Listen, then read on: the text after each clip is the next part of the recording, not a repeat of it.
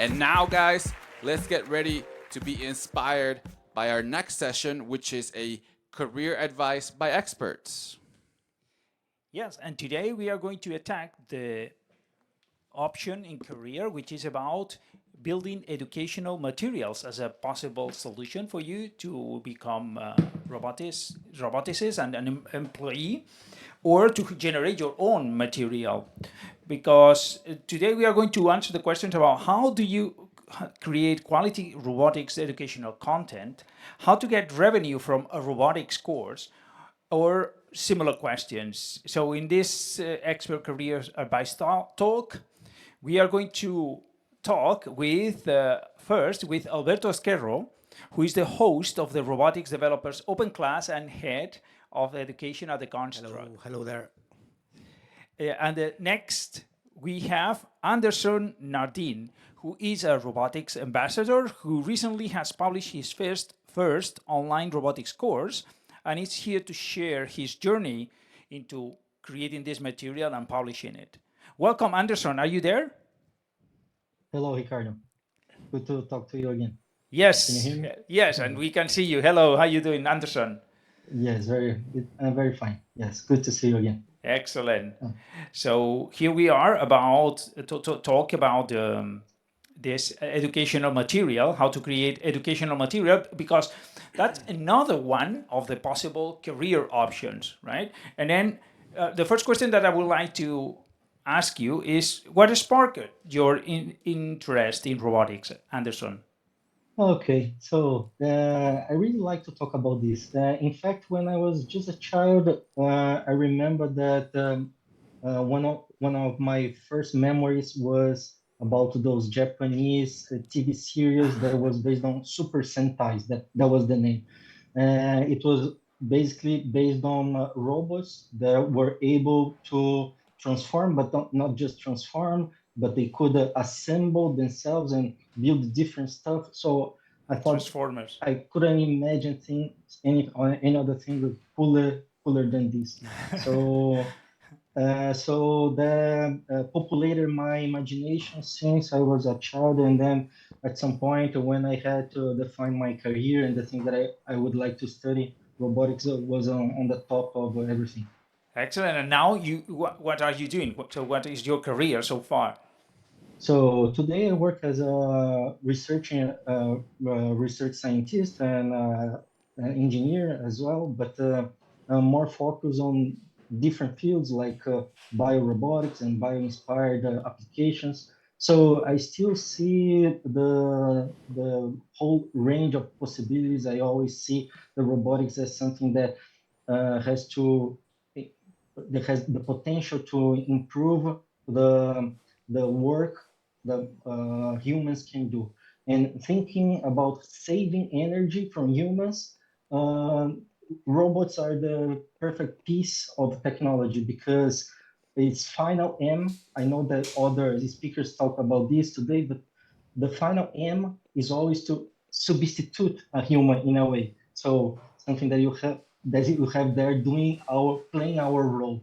So this is the perfect piece of technology, in my opinion. Okay, but then as a side project, let me call it, you are working or you are acting as a robotics ambassador.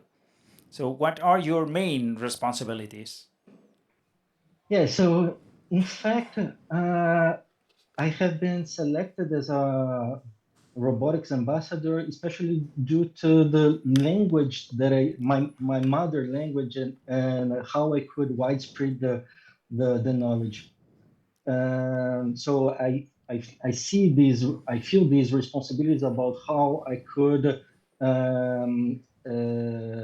make these more democratic and more popular, the knowledge by itself. But I would say that also my responsibilities are not limited to the audience that my language defines, but also when we talk about the possibilities of robotics, I mean, we deal with the people, especially in the mainstream, who, as you said today, even you said this, that people are scared about what robots can do, and as an ambassador, I think the responsibilities related to how we cross these bridges, and also how you connect the knowledge that is something pretty technical, something that most of the time is not accessible to everybody, but we take this and make this more popular and make something that is accessible to everybody, independently of the language, I would say. Yeah, so you are spreading the knowledge of robotic, right? Yes, I like to see myself as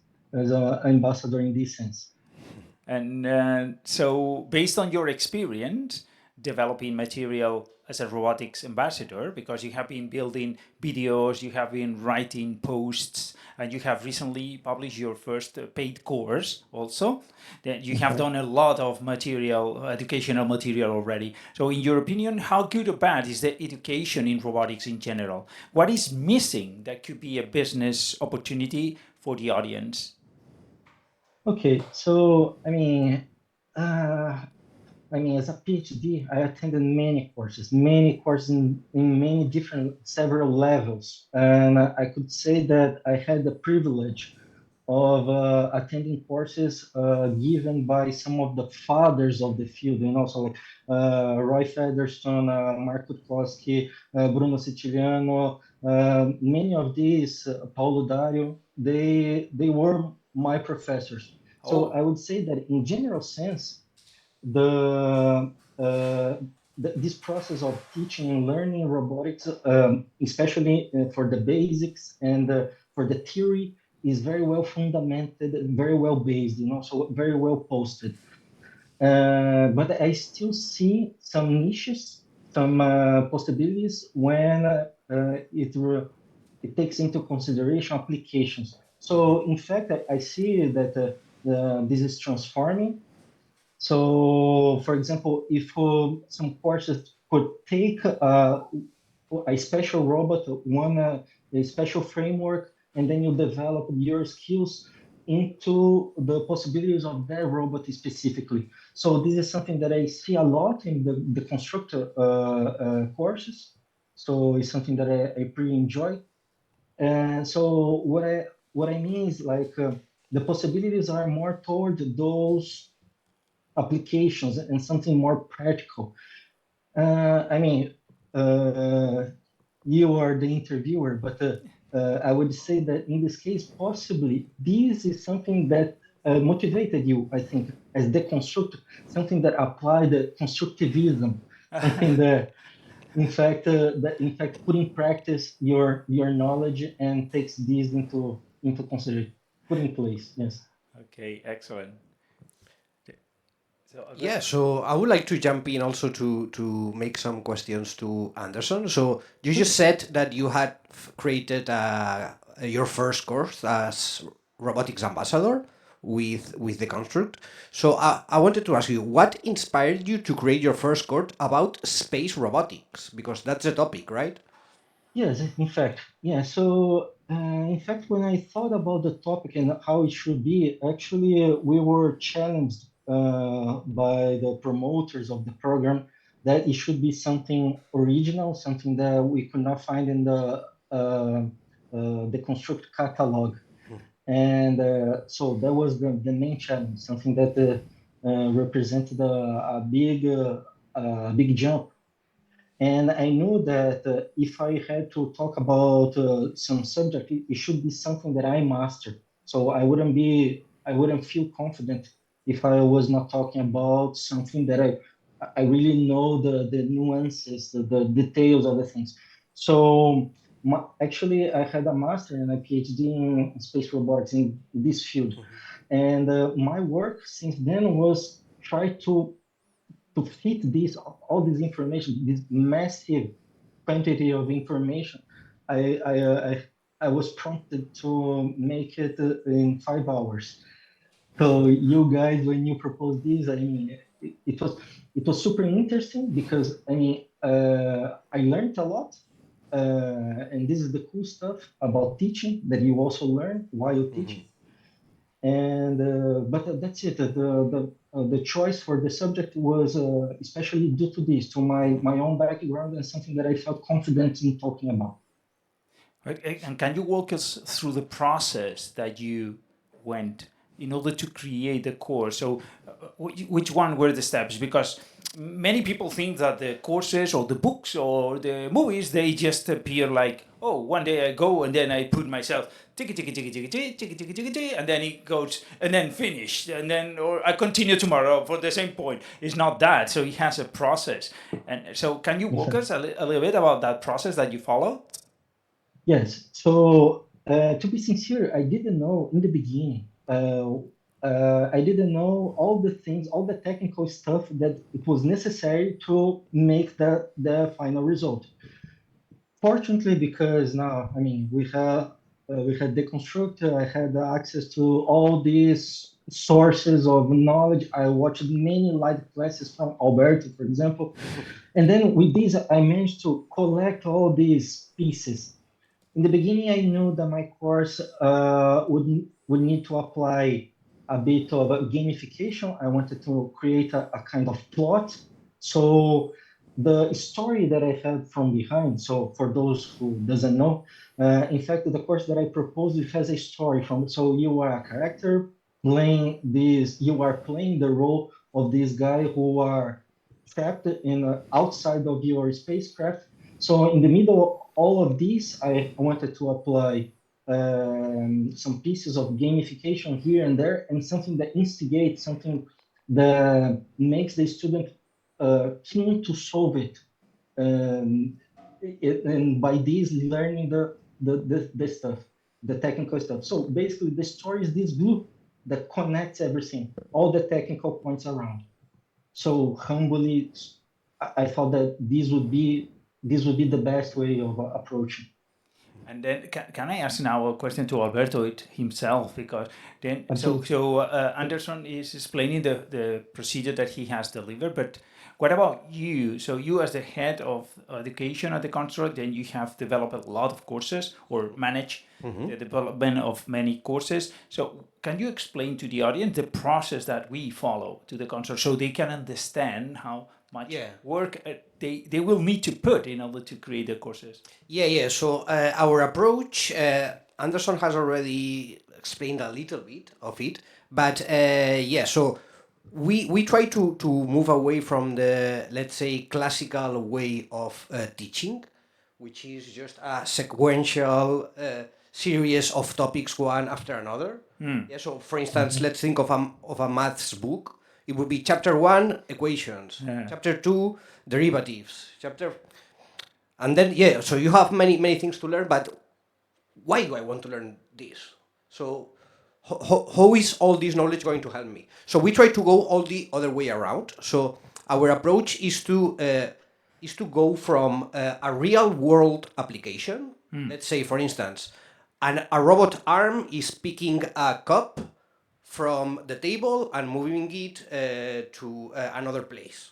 Okay, then what do you need to know in order to be able to create this application? Right? So you need to have some basic knowledge on manipulation, on how the kinematics work. You need to have a way of easily controlling this arm, which would be through Move It. But basically, our approach is to go from the, let's say, from the final robot application for the result that you are going to obtain. And then from that point, we keep moving down and building on all the things that you need to learn in order to reach that end goal. Okay, so that would be like identifying first what needs to be learned, but then once you have identified, what happens next? So once we so then the whole process, let's say, of creating a course would be, let's say, in trying to summarize it, because there are many things there. Yeah, of course. But so first we identify one topic, and then once we have that topic, we do a bit of research on that topic, and then we create a general, let's say, index for the course. So, okay, in the chapter 1, I'm going to teach this specific part of the topic, chapter 2 this, chapter 3 this, everything interconnected, but we try to divide things in logical parts.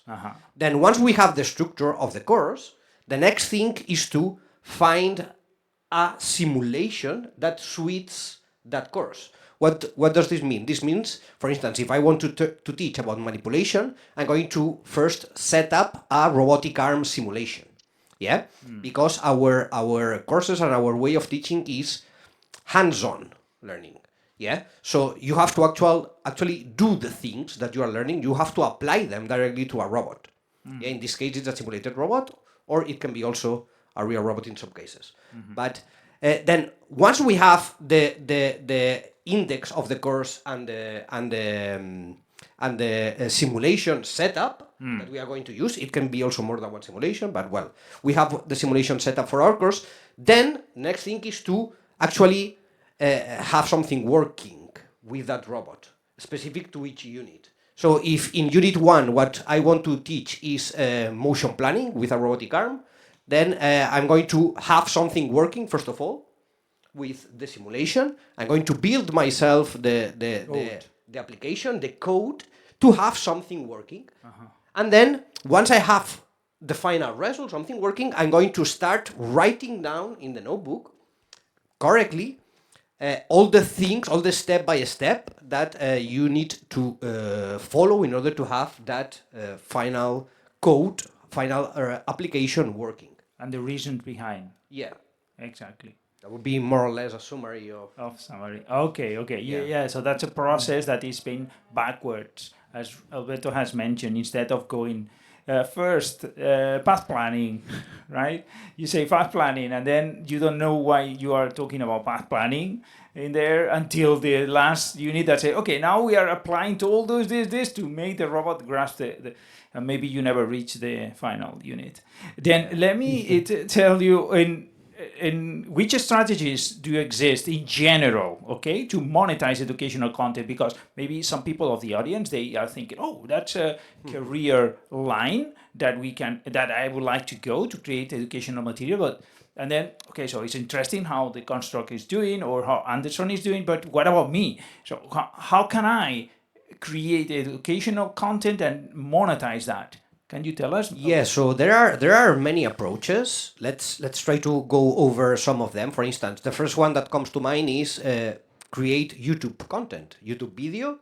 So you have some knowledge, and then you can create a video sharing this knowledge in YouTube. And well, you can even monetize in YouTube, but usually what you are going to do is what is known as content marketing. So you can create these YouTube videos, and then with that video, you capture the attention of people who wants to learn, and then maybe you redirect them to some other material, an online course, something like this. Another approach, now that we are talking, is to create directly a course for an online platform. Let's say, I don't know, Udemy, or then you create a series of videos and material like this, and then you can put everything together into an online learning platform. And then there, people can just go there and buy your course. Exactly, you sell it there. You sell it there. Yeah, so there are a lot of people selling courses in Udemy, for example. Udemy is a platform that accepts courses. Yes, and what about those courses from Coursera, which are different because not everybody can go there and publish a course in Coursera, Udacity, for example? Yeah, in Coursera, at least I have taken a couple, and usually those courses, at least the ones from Coursera that I have taken, are provided by universities. Usually. Yeah, so you have to be part of the universities. Yeah, Somebody it's not. is contacting you on the chat. So easy. Okay, great. Let me ask a question to Anderson. Anderson, so what tools and software did you use to create your course? So during the process of I used the ROS that I had available and the entire interface of that. Eventually, because of the limitation of time and the amount of resources that I could use per day, it was like 8 hours. I imported this workspace that I had there, and then I used my own local machine. I had this there, and then I could continue trying. Because achieving that point required much more time than I had available. So eventually, I had to test also with this. I used for the general graphics of the thing. I used, for example, I used DALL-E, the image generator from ChatGPT and OpenAI. So for creating these very fancy and attractive graphics that I put, some of them are in my course. So I use DALL-E. So it was pretty handy to have these two available, and I could do something at this level. And in order to write the explanations or something that when you are trying to explain, so do you use something else about from a Jupyter notebook, right? In fact, so actually, if you follow the notebook there, so you see everything that is explained, and so you have the technical content merged with this story that guides the students through all the process. So you follow everything on the notebook, and then you can, as we have been seeing here, others applying, but in a way that I could touch this subject. That's something that I know that it was pretty dense and hard. Okay, great, excellent. I like this idea about the story that you follow, and so it helps to introduce into the reason behind studying this course about the space robotics. And we are going to put a link to your project, your course on the chat. So just in case that somebody wants to have a look and also buy, of course, the course for you. So and they are more than welcome. Yeah, so just as Anderson has explained it, another way of monetizing your knowledge is create a course for the construct. Ah, yes, exactly. Of course, that's it. Following the same process that Anderson is, you can create. This option is already available, so you can go to create your own ROSjet. All the audience that are there, you can go my ROSjet area, create a new ROSjet course for publication, and then follow the steps, and then just create it and publish at the end, and that's it. Start winning money. Yeah, you can set up your own simulation, use one which is already provided by us, and then start writing the material. And if the course that you create is good enough, I'm sure many people is going to buy it. Yeah, because the simulations that are available, they are already running, so you don't have to modify or do something. You just press and then they appear, and that's it. So that's an advantage.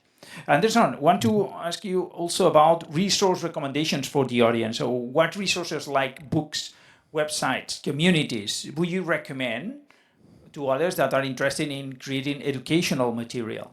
Educational materials, yeah. So thinking specifically about this, I mean, of course, the internet is full of very good resources and books and everything else. But specifically for creating material and of this type that I created, I would recommend to keep your mind open to ludic and sometimes artistic movements. So, for example, just to be original, I would recommend you to watch the TV movie Rick and Morty. So if you see there, if you see the thing, so it will keep your mind open to possibilities. Especially, I mean, I am a big fan of sci-fi fiction.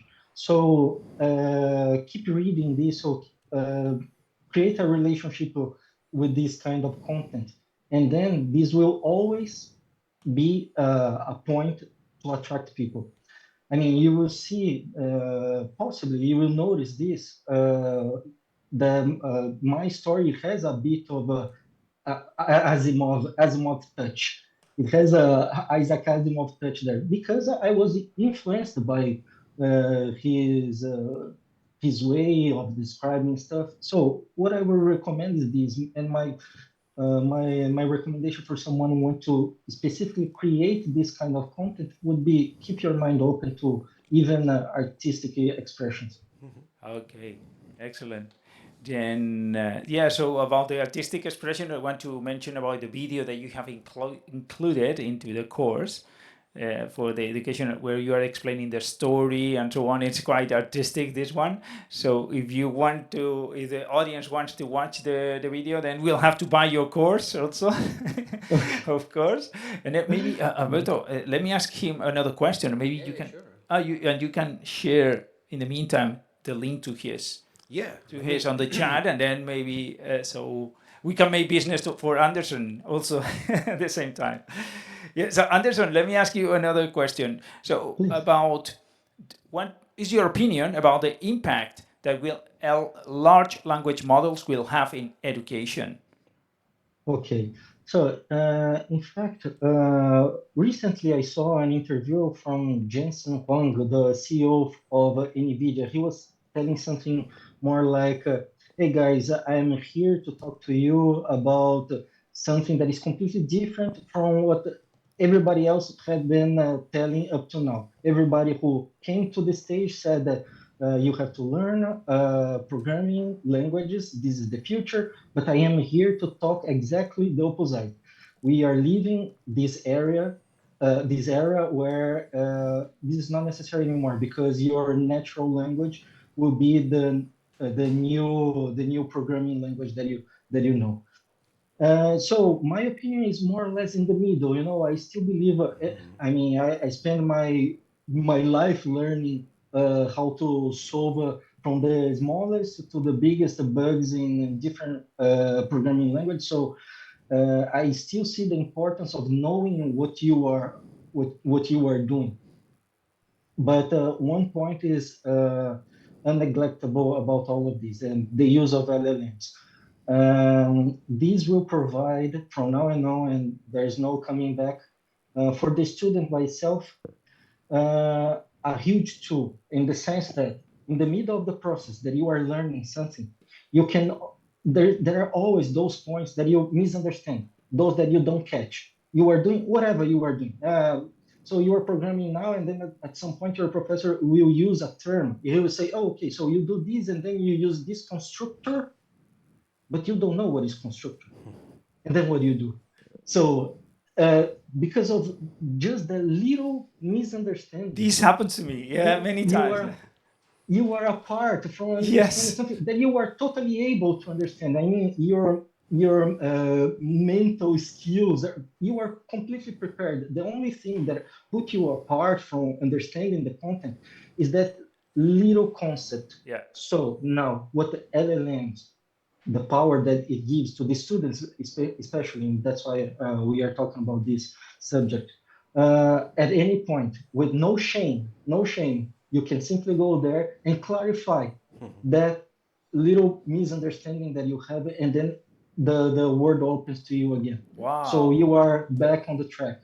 Wow. And yeah. That's a very cool point. I never thought about that. And this is one of my problems, also learning. And that go into a university, for example. So I think I'm not a stupid guy. So I'm a regular guy. I can understand. But I got lost there. And when I go to conferences, and then I analyze it, and it happens like this. So it's something that is said that just disconnects me because I don't know the understanding. Maybe because of the language, maybe because English is not my personal language, or maybe because of I understand the word but not the actual meaning in the when it is used. Yeah, and then I will apply this thing. So we can have our ChatGPT here open on the side and then do that. Okay, super cool, Yes. super cool. Yes, and then you clarify that, and then you are back on the track. So I mean, this is fantastic. Excellent. All right. So I would like to make also a couple of questions, Anderson. So first of all, do you have any ideas for future courses or educational material that you would like to create? Something that you really would like to teach? Or somebody, Yes. would you like somebody has created? Or somebody Okay, else, so yeah.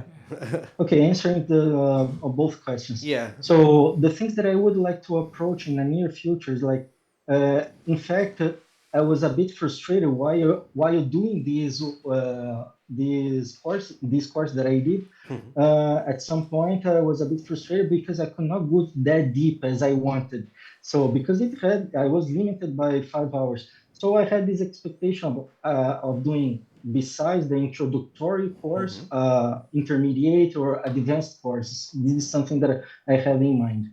But talking about in general perspective of courses that could be done by someone, even by me or by someone else, something related to cybersecurity applied to robotics. So robotics by itself is a broad field that is composed by knowledge in different areas.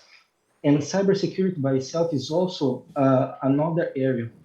And at some point, maybe we are not discussing this at this moment, but there are a lot of vulnerabilities that we create. So we have this. You think about swarms or swarms of robots, or many robots cooperating, or these standards of communication. So all these creates vulnerabilities, and it's necessary a specialist in cybersecurity to understand the vulnerabilities we are creating while solving our problems in robotics. So something that I would like to do, and actually something that interests me a lot, is this intersection between them. Yeah, that's it. Totally, I totally agree. And also, you were saying that maybe we are not yet so worried about that, but yeah. So each time and this is going to go increasing more and more. So at some point we're going to start living around robots also. So that is going to be also crucial to be able to protect those robots that are around humans from potential attacks. But yeah, this maybe also brings me to the point of future trends in robotics education. So how is going to evolve education in the future? Then here I would like to share a couple of points. Maybe Anderson can add more, but I think that one of the directions where robotics education is going to evolve to is to start creating more project-based and hands-on learning material. Because also Anderson mentioned this at the beginning, that probably the robotics theory is well known, and there is a lot of material, books. So all this area of robotics is, let's say, already discovered, yeah, and already very well covered. A lot of material there, but I think there is a lack still of more project-based and hands-on learning education, in the sense of not only knowing the theory of how a robot moves, how are the kinematics of an arm and so on, or mobile robot kinematics, but actually how to build an application that makes the robot do something useful for the humanity. Yeah, and for this we need to focus more on project-based education, which is something that I think right now it's still in very early stages, and also introducing simulations or real robots into the educational process, so that the things that you develop can be tested into actual robots. This is, for instance, one point I think that education is going to be moving forward to. Yeah. Totally agree. Me too. Me too. And actually, in case that you consider creating, because now Anderson and Alberto, they have mentioned several places where the audience can build a business based on education. So creating educational material, which is the subject of this talk.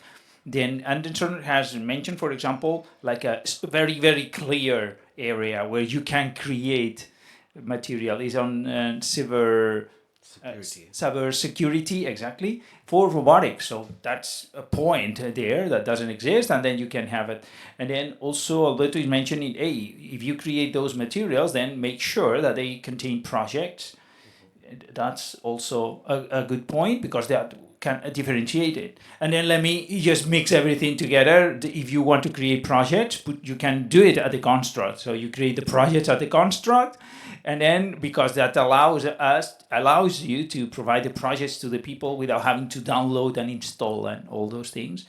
That's a possibility. I'm just suggesting, okay? I just wanted to take the opportunity to put it the commercial there. Then one final question for you, Anderson. So what advice would you give to someone looking to develop their own educational materials in robotics?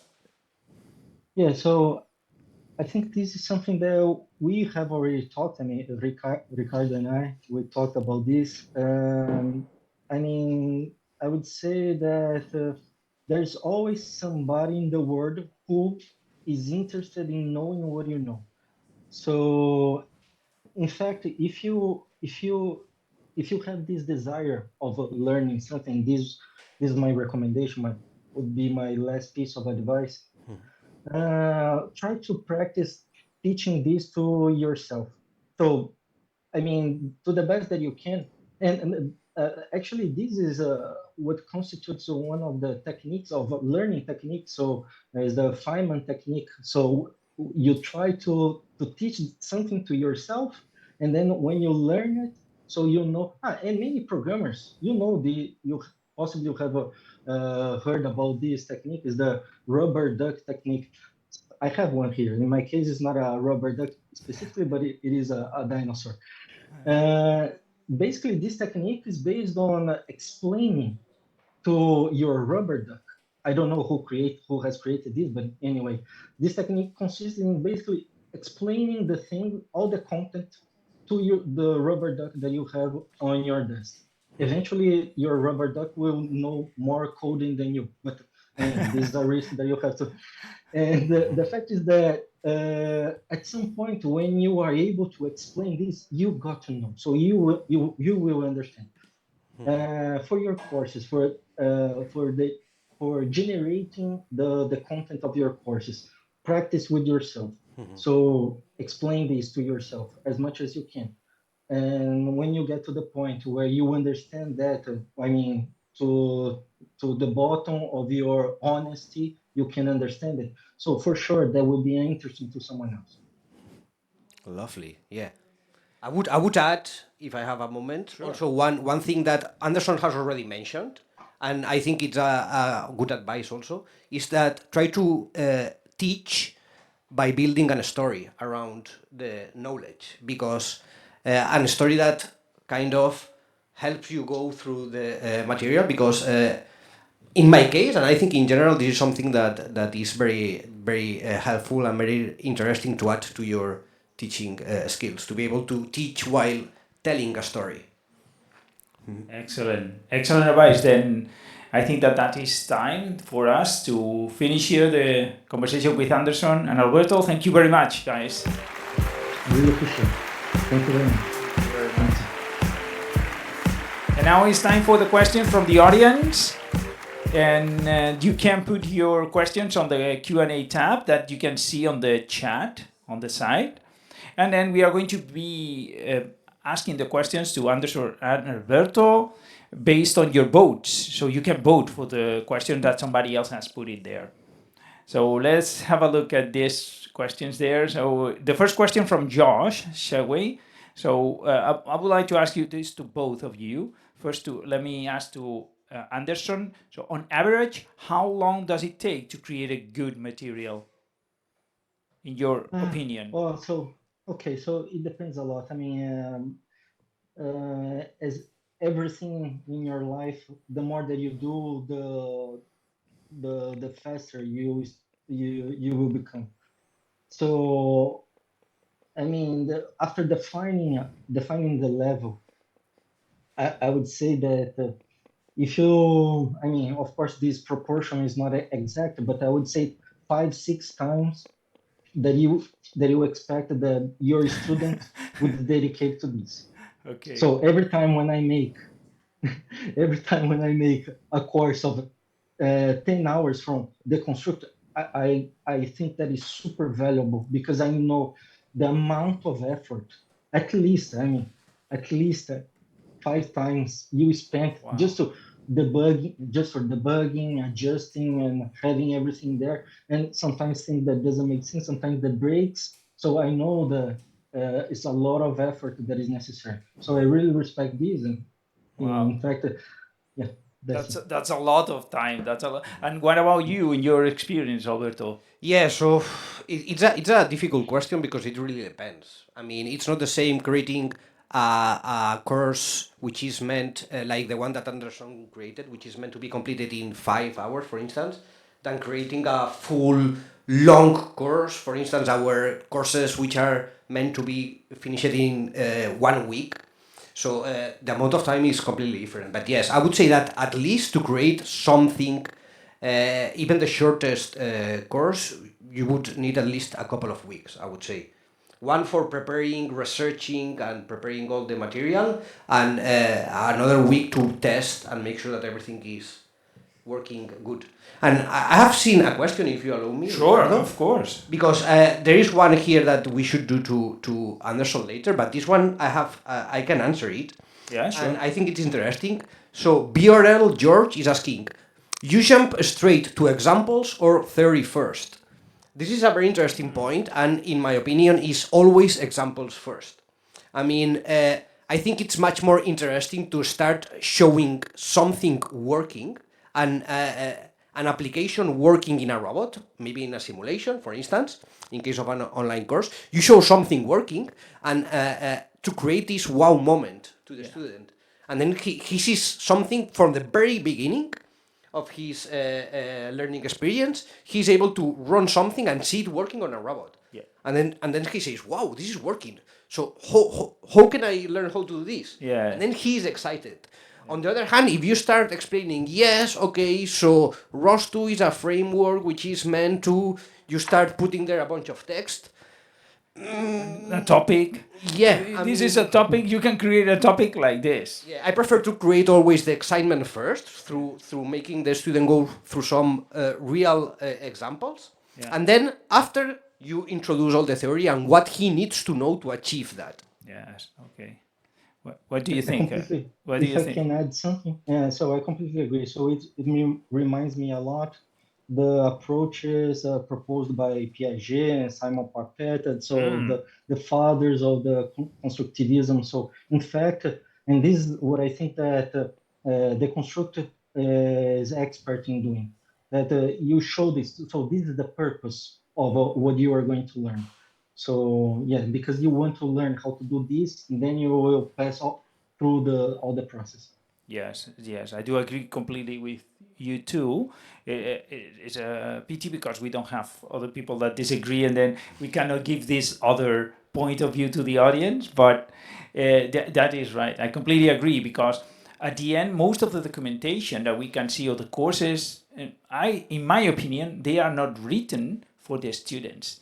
They are written for the people that have written this for themselves, for the people that already knows. So when you don't remember, you can easily go to the section that goes is this section, and then I have the piece of knowledge that I forgot.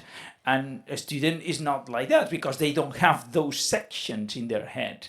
Even if you put it, first there's topics, second is messages, third is, so you get a hierarchy of things that you need to explain. This hierarchy doesn't exist in the mind of the student. Then it has to be on the other way around. So you show the examples and hey, look at, you can do, wow, excited.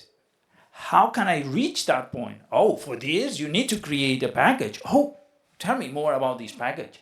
But is all that? No. Okay, in the package, you put your code and then you need to connect to the sensor. Yeah, because I want to get the data from the laser. But yeah, for that, you need a topic. Okay, interesting. What is this topic? How do I do that? And that's the unfolding process for, I think. So Ricardo, if you allow me just Sure. Yes, of course. This is for that. So this is a conversation. Yeah. Go ahead. Okay, so in fact, I also like the approaches that are more like problem-oriented. It's something that I see a lot of examples in the construct courses. So just to give an example, so sometimes when someone wants to teach object-oriented programming, so it will start talking about something and then it to try to create some examples, but that is pretty hard. If instead if at some point the professor will try to introduce the terms like a polymorphism, but why is the student will think, why is this necessary? Yes. So if you propose something like let's make a game, let's make a video game. So you have this character and then it has these attributes. You think about this. So at some point because you face the problems and you see how hard it can be. So and then think, okay, maybe classes can be so it's like a problem oriented. So when you try to solve it and then you get the solution and then everything sums up in your mind. Yes, because at that point is when it makes sense to us. Oh, that's why I needed a class, because without it, I couldn't. I couldn't. Yes, exactly. Yes. Okay, then of course the people, the audience can say their opinion on the chat. Okay, please go ahead and say, or on the questions also, if you want to ask a question. Do we have time for more questions? No? Okay, so it's, we have to end here. Anderson and Alberto, thank you very much, guys, for sharing your experience. And then that's it for this session. Thank you, Anderson. Thank you, Alberto. Thank you very much. Thank you. And now we are going to switch again. And here my my colleague Rodrigo is back. All right, I'm back. I'm What? fast. For what? All right, guys. Thanks a lot to Alberto and Anderson. Please remember, you should see a box to rate the speaker. Please take a moment to do so because, again, we need those votes to select the best speaker of this year's conference. And all right, everyone, what a great session we've had so far. Bunch of hands-on learning sessions and career advice. So I hope you're all enjoying it and finding it very insightful. Absolutely. Now it's time to take a break and recharge. So now we will have a 30-minute break. Okay. All right, but wait. This isn't just any ordinary dinner break. Oh, yes. Oh, again? And why is that? Well, because we're gonna have another contest. Wow. This is a little bit different though. This time it's sponsored by Usarion and their excellent robot ROSbot XL. ROSbot XL is an omnidirectional robot that runs on ROS2. ROSbot XL is a robot with style, equipped with a Raspberry Pi or an NVIDIA Ori Nano and several ports of expansion. The best feature of ROSbot XL is its configurability. You can use it as a mobile platform to integrate other robotic elements like arms, extra sensors, or displays. ROSbot XL comes in different packages that allow different configurations like telepresence, autonomy, or manipulation packages. Any of those configurations makes ROSbot XL an excellent robot for learning and teaching robotics. During the ROS Developers Day, you will find a big discount buying one right now on the button that appears at the bottom right of the screen. Buy one now and get a 20% discount. All right. So moving on to the contest. Here's how it's gonna work. All right. So during this dinner break, you're gonna see the ROSbot XL in the cyber world, which is one of the Construct's real robot labs. So your goal in this challenge is to collectively use the chat that you've been using to chat to move the robot from the start of the maze of cyber world to the end of the cyber world. If you make it to the end, all people that participated to achieve the goal will receive 1 month license access to the Construct's robotics courses. So remember, you all have to work together to get from the start to the end using commands forward, backwards, left, and you can Rotate left. rotate left. Right. We're blocking it, but you'll see it. Yes, we are in the middle of the screen. Maybe you can move us to the other side. So the people commands, can this see. is important. So let's move ourselves. Yes. And then remember that this contest is live. So what you are seeing on the camera, it's just live. Not now, okay? This is just the instructions screen. But when we go into the coffee break, you are going to see the live feed of the robot. And then your commands on the chat will start affecting the robot. So those are the commands, all right? So forward makes it go forward, pretty self-explanatory. Backwards, left, right, rotate left, and rotate right. Remember, you're gonna have to, start talking to each other so it doesn't start crashing everywhere. And whoever wins, whoever is involved in making it to the end will get 1 month free at the Construct. Wow, that's great. And thanks again for the explanation. So now let's enjoy the robot contest and take time to refresh yourself. So after the dinner break, we will have more advice interviews and more hands-on sessions, as well as many prizes. So stay tuned and we will see you back in 30 minutes. Yes, enjoy the break and let the robot games begin.